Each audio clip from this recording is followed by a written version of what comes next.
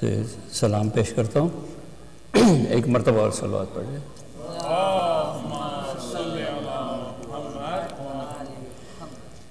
بے سایہ کیا دین کو جب اہل جفا نے، بے سایہ کیا دین کو جب اہل جفا نے، سایہ کیا اسلام پہ زینب کی رضا نے، بے سایہ کیا دین کو جب اہل جفا نے. یہ پوچھے کوئی زینب مضطر سے سریشان، یہ پوچھے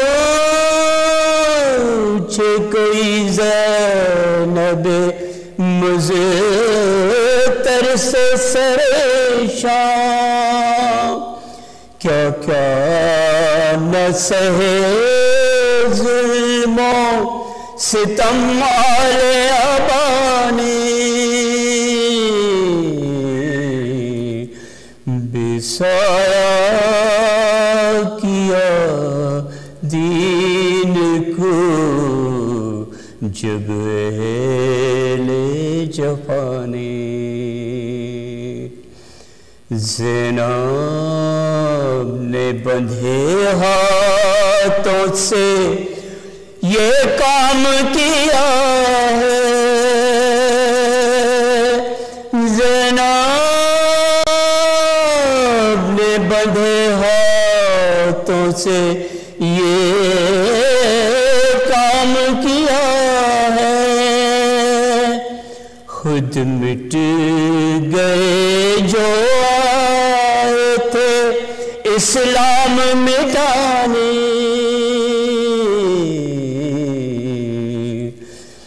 بے سایہ کیا دین کو جب اہل جفا نے. زینب کے وسیلے سے دعا مانگ کے دیکھو،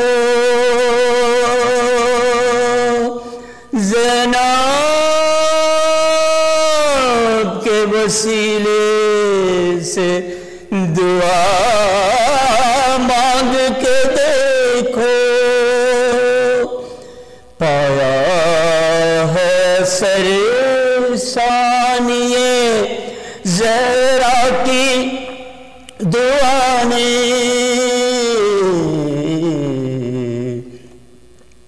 بے سایہ کیا دین کو جب اہل جفا نے. جو باپ کی زینت ہے اسے کہتے ہیں زینب،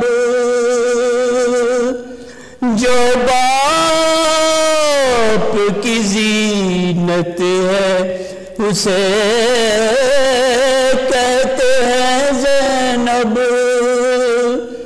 آواز دی ہر گھر سے یہی فرش اذان، بے سایہ کیا دین کو جب اہل جفا نے. زینب نے سکینہ کو کلیجے سے لگایا، زینب نے سکینہ کو کلیجے سے لگایا جب کٹ گئے سائے پہ علمدار کے شانے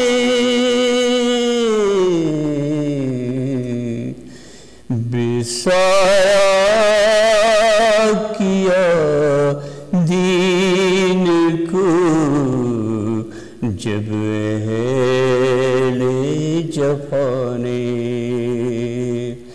صد حیف کہ اس وقت بھی ٹوٹی نہ قیامت صد حیف کہ اس وقت بھی ٹوٹی نہ قیامت جب آئے ستمگار در زہرا جلانے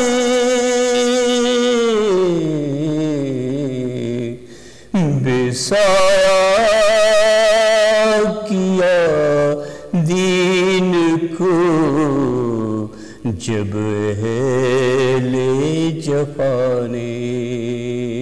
اور مقطع پیش کر رہا ہوں. تعمیر ہو روزہ جو سمر بنت نبی کا تعمیر ہو روزہ جو سمر بنت نبی کا سب ہے لے ازا جائیں وہاں شمع جلانے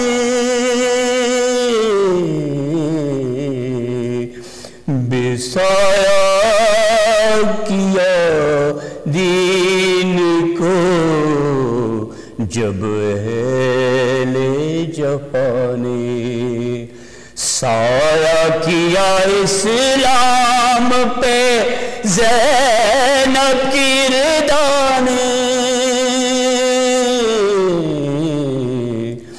بسایا کیا دین کو جب اہل جفا نے. صلوات پڑھو.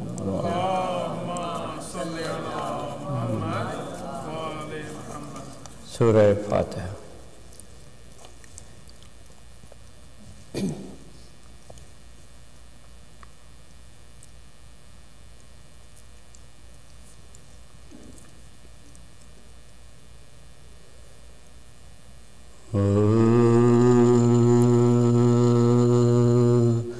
فارغ ہوئی دعا سے جو زینب چشم تر فارغ ہوئی دعا سے جو زینب چشم تر فضا کو تب بولا کہ یہ بولی وہ نور یہاں سے بہت قریب ہے سنتی ہوں وہ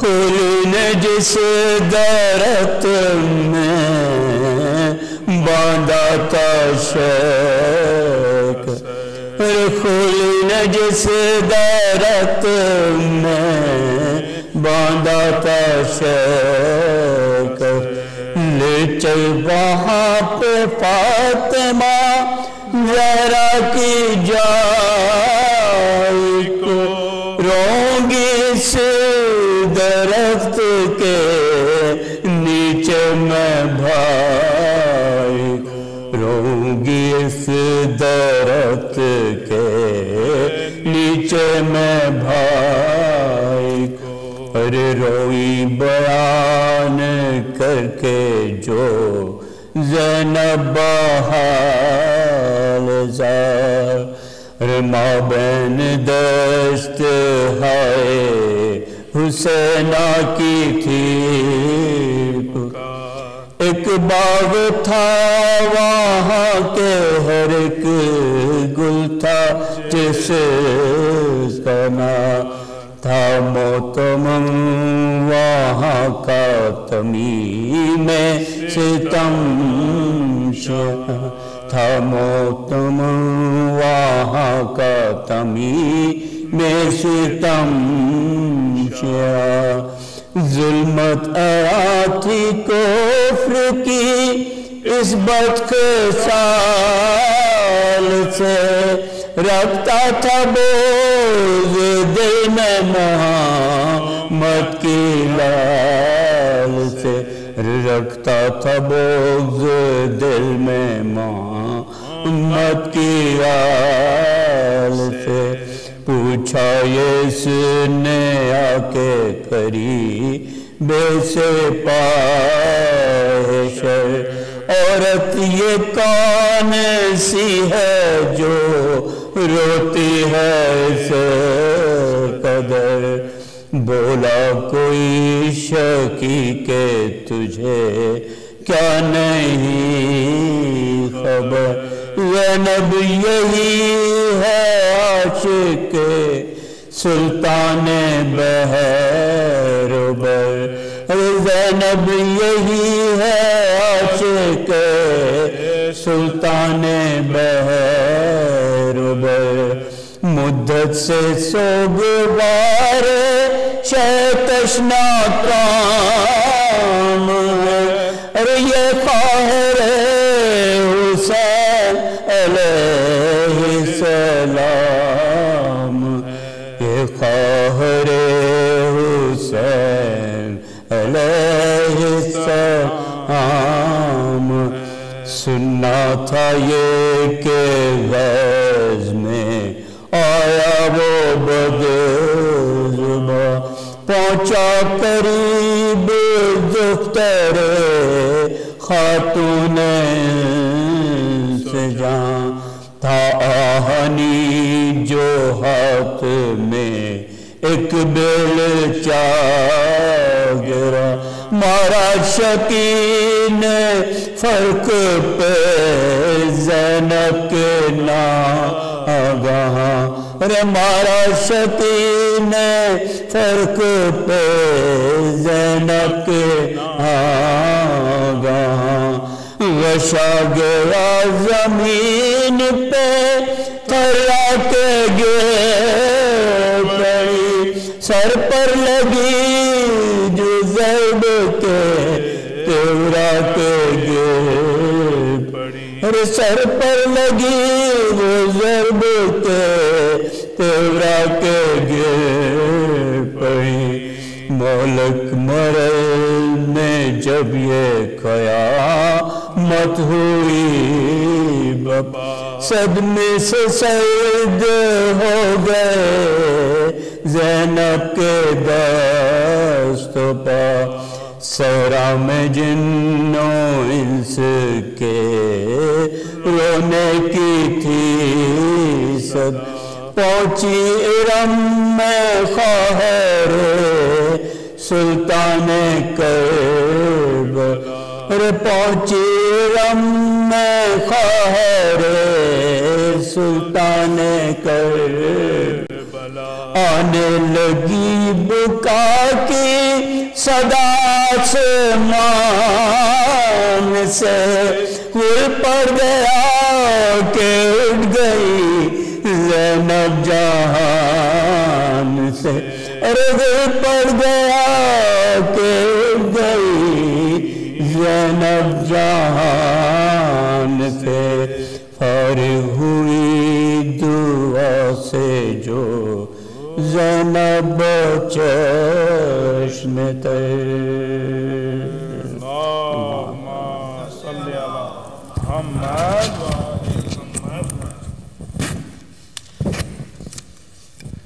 Jazakallah. Please recite a very loud salawat for him.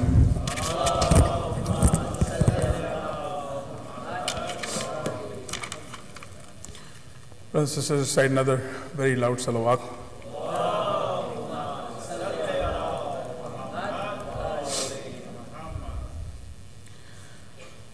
Before I invite Maulana to the member, a couple of very important announcements. The first one is about the Elder Care Legal Workshop, which will be held on April 15th at noon, inshallah. This workshop will discuss end-of-life legal issues for elders and adults with elder parents. The details about the workshop have been sent out through our weekly email. Next Friday, we will inshallah have the amal of Mabah after Maghrib prayers. And next Thursday, which is April 12th, we will have the Majlis to commemorate the Shahadat of Imam Musa al-Qadim alayhi salam. Allahumma salli ala Muhammad. That program will be very similar to the program that we held today. We'll start at 7:15 p.m. with Dua Kumail, followed by Maghriban prayers, and inshallah ta'ala Majlis will be followed. الحمد لله رب العالمين بارئ الخلائق أجمعين فاطر السماوات والأرضين والصلاة والسلام على أشرف الأنبياء والمرسلين المبعوث رحمة للعالمين شفيع المذنبين وحبيب قلوب الصادقين سيدنا ومولانا أبي القاسم محمد اللهم صل وعلى أهل بيته الأطيبين الأطهرين الهداة المهديين ولعنة الله على أعدائهم إلى قيام يوم الدين رب اشرح لي صدري ويسر لي أمري واحلل عقدة من لساني يفقه قولي أما بعد. Dear brothers and sisters, Assalamu alaikum wa rahmatullahi wa barakatuh. We are commemorating tonight the death or the martyrdom of the daughter of Amirul Mu'mineen and Lady Fatima,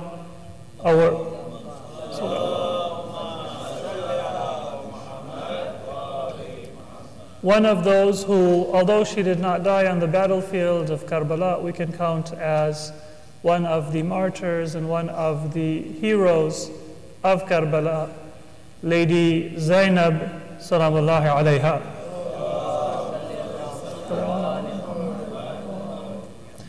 And among the great personalities of Islam, Lady Zainab is without doubt one of the greatest of those personalities. She is not an imam, she is not a ma'soom, but she is honored among the family of the Prophet at the level of the ma'soomin. Imam Zainul Abidin says, Anti ya amma, O my aunt, you are alima ghayru mu'allama.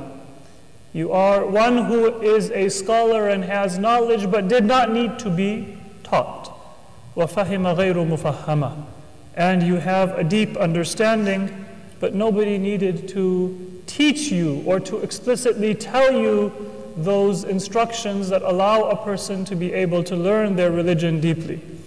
Now, an imam or a ma'soom is saying to somebody that you don't need to be taught.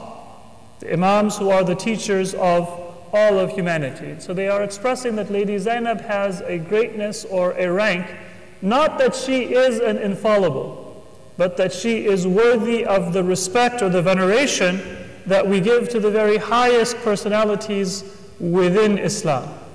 And whenever we are dealing with great people, and particularly people whose greatness is not just that they were a business leader, or that they were a visionary in terms of technology or in terms of political or social or academic fields of knowledge, but in terms of their spirituality. One of the greatest challenges that we have whenever we are looking at the life of a great person, great in any field of life, but particularly in the religious field, is that there is a difficult balance that we have to maintain between looking at the specific details of their personal life and the great horizons of their spiritual and their public life. It's very easy for a person to look at the life of our Prophet Muhammad Mustafa sallallahu alayhi wa And to think of all of the great things that he accomplished for humanity, for his ummah, the freeing of the Arabian Peninsula and then humanity from polytheism, from idolatry, from competing gods, where tribes would fight for months and years because they would say that my idol is better than your idol, my God is better than your God. The various struggles that the Prophet had in Mecca and in Medina, a great part of the spiritual story of all of humanity. And to forget that the greatness of the Prophet was not his battles, and not the political triumphs, and not the religious triumph over all falsehood alone. Those were parts of the greatness of the Prophet. But there was also a very personal and a very individual part of the greatness of the Prophet. The greatness of the Prophet was that at the same time as he was able to manage the affairs of the entire Muslim community and change human history, when he would walk in Medina, an old lady could stop him on the street and could speak to him, and the Prophet would not be in too much of a rush, not to be able to address the very simple questions or concerns of a very simple member of society in Medina. The greatness of the Prophet is not just those world historical events, but those individual interactions. Yet there is an alternative extreme which you will sometimes find in spiritual biographies of the Prophet, sometimes written by people from the Sufi tradition or from a spiritual tradition, and they will entirely ignore those larger principles of the Prophet's life, and they will talk about those individual interactions. The way the Prophet was with that old lady, with an orphan, with a widow, with a poor member of society, the charity of the Prophet, the simplicity of the Prophet, the approachability of the Prophet. And if you focus entirely on this aspect, then you will get an image of the beautiful individual part of the Prophet's life. But then you will forget that the Prophet was also a very sophisticated and a very competent manager of political affairs outside of his prophecy, outside of his infallibility, but he was the wisest of wise people on every level of human interaction, the public as well as the private and the individual. So when you're dealing with great people, the difficulty that you have is that you have to be able to understand that individual level, that intimate level, that personal level, and you also have to be able to try to understand that public level. The greatness as it shows itself throughout society, and the greatness as it expresses itself in individual moments of their life and individual interactions. And it is very difficult to do so. Not just for the Prophet, not just for Imam Ali, but even for those who are not prophets, not imams, are not infallible, but are the members of their family, the members of their household, or their followers and their students. And we find that that is also one of the difficulties we have in understanding the life of Lady Zainab salamullahi alayha. Sallu ala Muhammad wa alihi.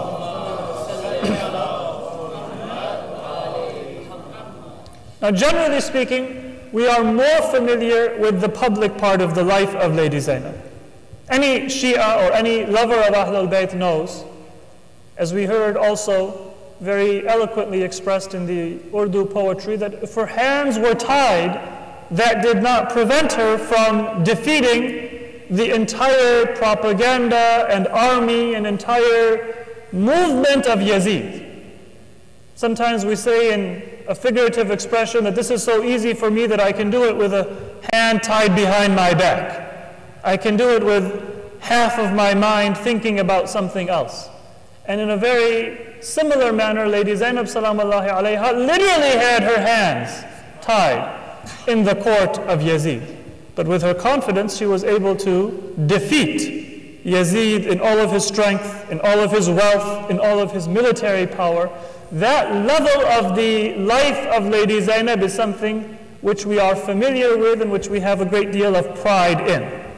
And so I will begin today, brief remarks that we have in the next few minutes, looking at the individual and the intimate level of the life of Lady Zainab. And if we have some time, then we will return to the more public and the more large-scale global effects of her life and of her struggles.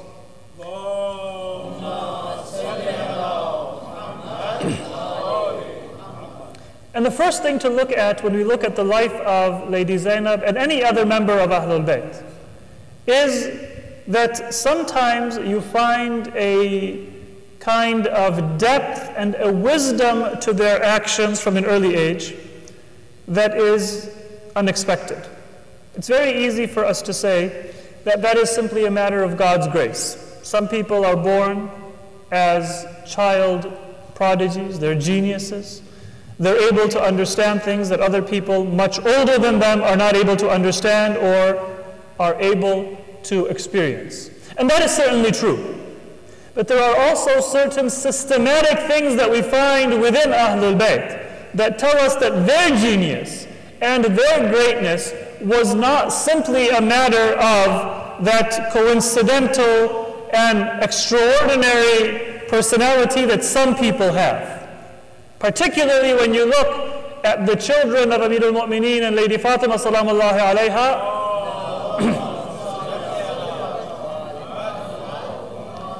each of them had that genius in his or her own life. And then their children, even at the age of 10, Qasim was a knowing participant in the age of 13 or 14. Qasim was a willing and a knowledgeable participant of the battle of Karbala. Those who were younger and those who were older, they had a level of knowledge, a level of wisdom, a level of depth that is extraordinary. And so we have to move beyond the idea that this was the family of the Prophet. Of course they were going to be great. To try to understand what were some of the systematic factors that raised them to be so great. If you see something repeated systematically, if you see something repeated in one generation after another, then it's not simply a matter of coincidence or a matter of divine grace or a matter of divine favor, but it is a matter of the environment and the way in which that family works. And we have, although very few details, unfortunately, about the lives of Ahlul Bayt, it is a tragedy that we do not have enough details to be able to fully write a biography of Lady Zainab or many of the other members of Ahlul Bayt. But we have enough details to get some inkling of what were the circumstances that raised them to be so great. What was the environment like? One of them is if you look at the khutbah of Lady Fatima salamullahi alayha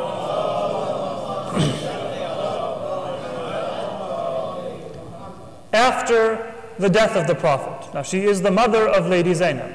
After the death of the Prophet, all of a sudden the entire Muslim community is thrown into a commotion.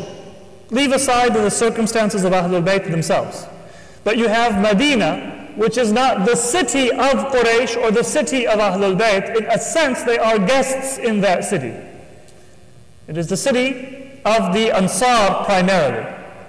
And Quraysh, many of them, they had made certain kinds of political links. They had made economic links. And so they had established themselves in Medina to have a certain kind of power, a certain kind of support system. And if you look in the history, there is a reason why it took several days for the Prophet's body to be buried. Why? Because Abu Bakr, when the Prophet died, he was at a distance of about 3 miles from Medina in a village called Sunh. And it took some time for a message to be sent to him, come to Medina, and then for him to go to Saqifa, and then for the discussions of Saqifa to be concluded, and then all of those political deals to be made, bribes to be paid, and everything to be taken care of. What was Abu Bakr doing in Sunh, 3 miles from Medina? He had property there. That was his estate. Just as today people who are wealthy, they have estates outside of the city. They don't live in downtown, or they don't live in those overcrowded and unhygienic neighborhoods. Similarly, the aristocracy of Quraysh, they had made kind of deals, and they had their large properties, their villas, their estates in the outskirts of Medina. Not quite the same level of wealth that took place afterwards in the time of the second and third caliph, but you could see the beginnings of it right from the very last year of the Prophet's life and afterwards. So Abu Bakr, for example, he had an estate in As-Sunh. Others had estates in other areas. But Ahlul Bayt, they had an equal or a higher income than many of the other members of the prominent Muslim community. But Imam Ali would earn and he would spend. Or he would earn and he would endow and make a waqf. So we have in history the awqaf of Imam Ali in Medina and in the vicinity of Medina. But they did not make those deals. They did not have that economic or that political kind of a relationship with other tribes for their protection. And so what happened is after the Prophet died, the Ansar abandoned Ahlul Bayt. Now they were refugees in a very real sense. They were refugees in the city of the Prophet. In their own city, Madinatul Nabi, the family of the Prophet were refugees. Lady Fatima salamullahi alayha was the mother of 4 young children, and she was a lady who had just recently had a miscarriage. And the circumstances of that miscarriage were also the most tragic circumstances that a person could imagine. If there is any kind of stress or any kind of torment that would be most painful for a person, it was those circumstances in which Lady Fatima lost her child. It was in those circumstances that Lady Fatima, she gave a certain khutbah, a sermon, as a reminder to the conscience of the believers what they were giving up by not supporting the claim of Amir al-Mu'mineen to the wilaya and the leadership of the Muslim Ummah. So you can imagine now the circumstances of Medina and the circumstances of Ahlul Bayt. In those circumstances, Lady Fatima comes and she gives a khutbah. How do you and I know of that khutbah? One of the main narrators of that khutbah is Lady Zainab salamullahi alayha. Now, she was at that time how old when the khutbah was delivered? If her birth was in the 5th year of Hijrah, then she would be about 6 years of age. And if her birth was in the 6th year of Hijrah, then in 11th Hijri, she would be 5 years of age. So she was either 5 years old, just under 5 years of age, or she was just under 6 years of age. That's the maximum age that she had. And she is one of the primary narrators of the khutbah of her mother at the death of the Prophet. So the circumstances would not allow for that khutbah even to be given. And certainly not for a young child to be able to listen and memorize and then narrate that khutbah for the future. And the circumstances of that transmission are somewhat accessible to us by one of those narrators who transmitted it from Lady Zainab. Several people are narrators from Lady Zainab.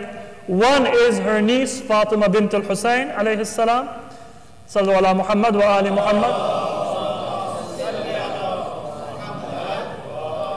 So among the women folk of Ahlul Bayt, this was one of their texts that they would learn and be trained in history and in theology and in the rites of Ahlul Bayt by studying and memorizing and then transmitting. Another, though, of the interesting narrators of this khutbah of Lady Fatima is one person who was an eyewitness to that khutbah and was not a child but was an adult, and that is Abdullah ibn Abbas. So now Abdullah ibn Abbas, is a man, and he is an adult. He is older than Lady Zainab. He was an eyewitness to that event that took place. But when he transmits the khutbah of Lady Fatima, he doesn't say قالت فاطمة بنت محمد. He says حدثتنا عقيلتنا زينب بنت علي. صلوا على محمد.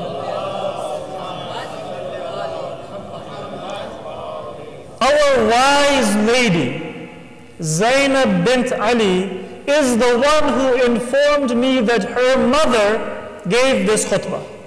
Now, if you're familiar with the science of hadith, generally people try to eliminate intermediaries. So if I hear something from you, and then you're quoting somebody else, what I will try to do is I will try to go to that person directly and say, can you quote this event to me, so that I get a direct connection. There is less of an intermediary in that transmission. And also, people would make an effort to narrate from somebody who is older than they are, more senior than they are, because it was a little bit of beneath their dignity to narrate from somebody who is of their generation or younger than they were. These principles were formalized later on in the science of hadith, but they existed in an informal time, even in the time of the Prophet. And the majority of the ahadith that we have from Ibn Abbas, he does not mention his intermediary between himself and the Prophet. Not because he was hiding things, but because it wasn't important for him to mention the intermediary. He's one of the main scholars of tafsir. And so he would say, this is what the ayah means. When he would teach people history, he would say, this is what happened to the Prophet or for the Prophet in Mecca. Now, in Mecca, Abdullah ibn Abbas was not an adult. In many of those events, he was not even present or an eyewitness. When he would narrate it, he is narrating it from somebody, usually from Imam Ali. But he won't mention it because the event is what is important. And so when he narrates the khutbah of Lady Fatima from Lady Zainab, who is younger than he was, and who is no more of an eyewitness than he himself was, what he is saying in effect is that just as important as the khutbah itself is the fact that I have the honor of transmitting it from the heir and from the successor of Lady Fatima salamullahi alayha.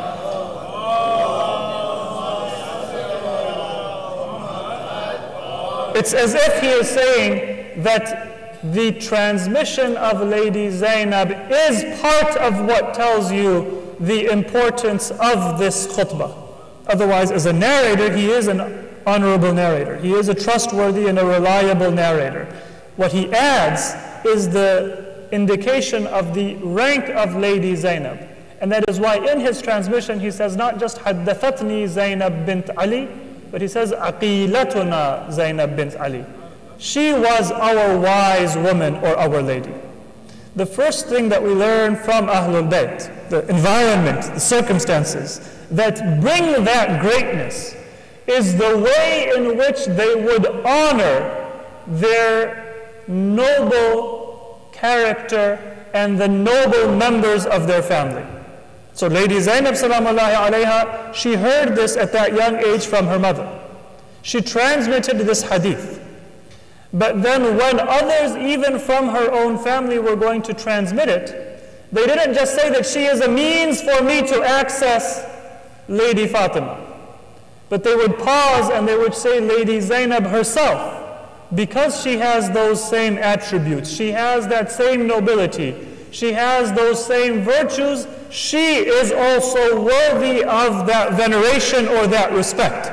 And so now the remembrance is not just a transmission of the history of what Lady Fatima says, but it is a reviving and a keeping alive of the words and the example and the legacy of Lady Fatima salamullahi alayha. That is what it means for Lady Zainab to transmit that hadith. The empty words, I can take pride and I can say my grandparents were wonderful people, my ancestors were wonderful people. But there is a manner of transmission that allows that legacy to be a lived legacy, and for every generation to feel that we have a responsibility towards that legacy. Sometimes in our communities we have families with a noble history, and that can be a curse just as much as it can be a blessing. The curse is that then you have a source of empty pride, that we used to be wealthy, we used to be powerful. Or sometimes people might take pride in their ancestry, that my ancestor was a famous alim or a famous leader of our community. Or people might take pride in their descent from the family of the Prophet, that we are Sayyid. And that can also become almost a source of insecurity or vanity or empty pride within a person. But the proper way for a person to honor noble ancestry is not to deny it. Not to say that, well, everybody is equal. Yes, everybody is equal based on their taqwa, but we do have an obligation to preserve those legacies and those memories. The way to do so is to see how it is that we can fulfill whatever values we want to take pride in. So if you take pride in writing Sayyid before your name, and you say that I am a descendant of the Prophet, then only do so if your taking pride in that descent is a lesson or a reminder for yourself that you have to be like the Prophet. And if you are not going to do so, and not going to try to live according to the values of the Prophet, then it's better for you not to take pride in it, because you bring dishonor to yourself. If you want to take pride in any other legacy that your family might have, then make sure that you are worthy of that legacy. Now it is the attribute of Ahlul Bayt that they lived up to it and they mentioned it. They didn't forget it or let it be forgotten. Lady Zainab salamullahi alayha was given several titles that indicate that respect. Imam Zainul Abidin calls her Alima Ghair Mu'allama. Abdullah ibn Abbas calls her Aqila, our wise woman or our wise lady. And if you look at the other titles that she was given by Ahlul Bayt, one of those titles is that she was Fasiha. She was an eloquent speaker. Another is that she was Al-Kamila, a woman who had perfected human values or moral and ethical values. Another was Al-Fadila, that she was a prominent or an eminent personality. These types of titles were part of the training that Ahlul Bayt gave to their families and their children. Sometimes we have nicknames for our families. In some parts of our Muslim community, we may have nicknames that are demeaning. Maybe physical features, maybe certain nicknames that are based on something a person said or something a person did, which might not even be worthy of remembrance. In other cases, our nicknames are based entirely on a relationship. We say that you are my dear, you are my beloved. We have titles that are based either on physical or on other memories that we have, or we have titles that are based on the relationship or the love that we have for a particular person. Part of the sunnah of Ahlul Bayt is that they would give titles to their children, to the members of their family, that were based on moral virtues. So call somebody not just a beloved, call somebody not just shorty or a name that is based on a physical attribute, but call them something that calls to mind human values and nobility. And that is how we will find that Ahlul Bayt referred in particular to certain personalities. Lady Zainab is one of those who has many titles. Probably the most poignant or the most painful of those titles is that she was called Ummul Masa'ib, the mother of sorrows. And this is a title that she shared with her own mother. Lady Fatima also was Ummul Masa'ib, and Lady Zainab was Ummul Masa'ib.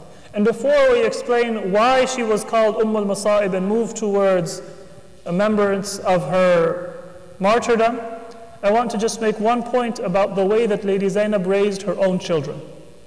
It might be easy for us to say that, of course, she was the sister of Imam Hussein.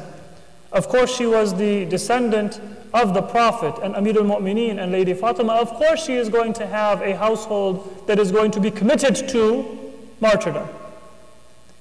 But another part of the life of Lady Zainab is that she was the wife of the richest person in Medina. Imagine now, Medina is one of the metropolises of Islam. So just imagine a city like Chicago, the richest person in Chicago, and that is your family. You can imagine now what kinds of pressure there are, what kinds of expectations there are from society, from close ones, from neighbors, from people near and far. And the one thing that you don't expect and that you don't find in the wealthiest of people, not the very wealthiest, which was Abdullah ibn Ja'far, but even come down one row, come down 2 rows, come down to the top 5%, the top 10% of society. One thing you don't find is an immediate willingness to turn their back on ad-dunya wa ma fiha, the world and everything in it. To say that all of this wealth, all of this luxury, all of this comfort is entirely meaningless. It's not something that we're going to devote our life to, but we're going to devote our life to something greater. Generally speaking, when it comes to giving time, sacrificing, especially sacrificing one's life, then it comes from those who are from the more middle class or the poorer members of society, not the wealthiest. So when you think of the musibah of Lady Zainab, and when you think of her 2 sons that she gave in the path of Islam, remember that she was the richest lady of Medina, the wife of the richest man of Medina, who is preparing her family in order to serve Islam. Sometimes we think that, well, my family is wealthy, or my circumstances are such that we're not able to have that religious environment. Medina in the time of the Imams was a city that had been filled with the corruption of the Umayyads. It had been ruled for 20 years by Muawiyah, and now it was being ruled by Yazid. You can only imagine what kind of corruption there was. And that corruption always comes to the wealthy before it comes to the poor. But Lady Zainab, she raised her family in a certain way. And one of the ways that she and Abdullah did that is that even though in many cases they were wealthier than Imam Hassan and Imam Hussein both, but they were very careful to maintain the respect of Imam Hassan and Imam Hussein throughout their life. Sometimes you see that in our families, that maybe one person becomes wealthier than another. And then seniority, knowledge, piety, age, that's all forgotten. If a younger brother is wealthier than an older brother, if a child is wealthier than an uncle or than a parent, then sometimes you find that the respect that is due to the elder, the respect that is due to the parent, the respect that is due to the person who has more seniority or who is senior, that is forgotten. But there is a story that is mentioned that a beggar once came to Abdullah ibn Ja'far, the father of Aun and Muhammad, the husband of Lady Zainab. And Imam Hassan and Imam Hussein were also present. And so Abdullah said that you shouldn't ask for me. Ask from Imam Hassan first. He is our master.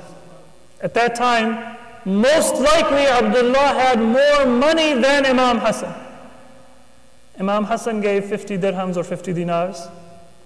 And then he said that go also and ask from Imam Hussein. Imam Hussein gave 49 dirhams or 49 dinars. And then the beggar came to Abdullah ibn Ja'far. Imam Hussein himself sent him forward. And Abdullah said, tell me, how much did my cousin Hassan give you? He said, he gave me 50 dirhams. He said, how much did my cousin Hussein give you? He said, he gave me 49 dirhams. And then Abdullah said, then I will give you 48, because I cannot go above what Imam Hassan did or what Imam Hussein did If you had come to me and I had given you without them giving to you, then I would have given you something that might be much greater. But in their presence, my charity is going to follow and be beneath their charity. So Lady Zainab and Abdullah ibn Ja'far, they raised their family to understand that wealth is not to show off. Sometimes even charity can be a means for me to show off and say, I can give more than you can give. I can do more than you can do. And so now I deserve more respect. But even in their wealth and even in their giving and even in their charity, they raised their family to know that you are to follow the guidance of Imam Hassan and follow the guidance of Imam Hussein. And so it was only natural that in Karbala, when Lady Zainab would call her sons towards her, and she would say that my children, it is a day of battle, it is a day of sacrifice, tell me, what have you prepared? They would tell their mother that, Mother, we are just waiting for your permission, and we will go and sacrifice ourselves for Imam Hussein. And then Lady Zainab comes to her brother, because she knows that he would not give permission. And she says that, oh my brother, I have a request. And this will be the first request and the last request that Lady Zainab makes from Imam Hussein in her life. And it is the one request that Imam Hussein cannot say yes to without tears coming to his eyes. He says, ask my sister Zainab, how can Hussein say no to you? She says that, oh my brother, will you accept a sacrifice on my behalf before you send Ali Akbar to battle? Out of the youth of Banu Hashim, I would like all of Muhammad to be the first martyrs. And what can the Imam answer? How can he say yes? How can he say no? He says that Zainab, their father is not present. Their father should prepare them for battle. And Lady Zainab says, here in Karbala, I am their father, I am their mother. Abdullah sent them with this instruction that if you see my brother Hussein surrounded by his enemies, then don't let a single drop of blood fall from the body of Hussein so long as you are alive. Give this mother permission to prepare her sons for battle, and to look with pride, if not upon their marriage, if not upon her grandchildren, that at the very least, at the courage with which they will fight in defense of Islam. The Imam gives permission, and Lady Zainab watches her sons fight. She watches them fall in battle. She watches their bodies come back to the battlefield, but she does not shed a single tear, and only lifts her head to the heavens, and then falls into prostration, and says, oh my God, I am grateful to you that you gave me the honor to sacrifice my sons in your path. But what was the attachment of Lady Zainab to her brother Imam Hussein? That when he goes to the battlefield, she is not able to stand up. She is not able to look at him without shedding tears. We can describe this either from the perspective of Karbala itself, or we can describe it from when she has been poisoned in Karbala and she lays down in her courtyard. And Abdullah ibn Ja'far describes that she took out from beside her a white cloth that had been strewn with blood and that had been ripped by many wounds. And Abdullah says that when Lady Zainab took that ripped, old, bloodied piece of cloth, then she put it on her own body and she began to say some words, remembrance of Imam Hussein. He says, I came close to see what cloth that was, and I saw that it was a cloth that she brought with her from captivity in Damascus, that she had taken from Damascus and brought it to Medina and brought with her to Damascus again. It was that cloth that was on the body of Imam Hussein even when he was martyred, it was that cloth that was the only thing Al-Bayt asked Yazid to return to them. The shroud that Imam Hussein was deprived of became the shroud of Lady Zainab in Damascus. And it was in that shroud that she cried and mourned one final time.